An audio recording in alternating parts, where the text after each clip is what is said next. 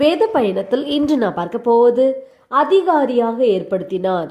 என்னாகமும் 27 அதிகாரம் 17 மாம்சமான யாவருடைய ஆவிகளுக்கும் தேவனாகிய கர்த்தர் ஒரு புருஷனை அவர்கள் மேல் அதிகாரியாக ஏற்படுத்த வேண்டும்.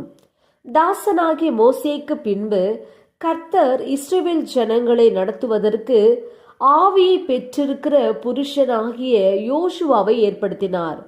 கர்த்தர் மோசேயிடம் சொன்னது, நீ யோசுவாவை தெரிந்து கொண்டு அவன் மேல் உன் கையை வைத்து அவனை ஆசாரியனாகிய எலெயாசருக்கும் சபை அனைத்திற்கும் முன்பாக நிறுத்தி அவர்கள் கண்களுக்கு முன்பாக அவனுக்கு கட்டளை கொடுத்து சபையார் எல்லாரும் அவனுக்கு கீழ்ப்படியும்படிக்கு உன் கணத்தில் கொஞ்சம் அவனுக்கு கொடு என்றார்.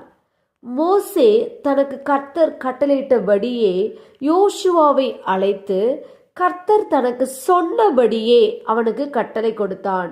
இப்படியாக கர்த்தர் யோசுவாவை அதிகாரியாக ஏற்படுத்தினார். ஆம், நீங்களும் பரிசுத்த ஆவியினால் அபிஷேகிக்கப்பட்டு பரிசுத்த ஆவியின் நிறைவை பெற்றுக்கொள்ளும் போது உங்களையும் கர்த்தர் அதிகாரியாக ஏற்படுத்துவார். நாம் ஜெபிப்போம். அன்பின் பிதாவை கேட்ட வார்த்தையின்படியே நீர் எங்களுக்கு செய்யப்போற கிருபைக்காய் ஸ்தோத்திரம். இயேசுவின் நாமத்தில் ஆமேன். கர்த்தர் தாமே இந்த வார்த்தைகளை கொண்டு உங்களை ஆசீர்வதிப்பாராக.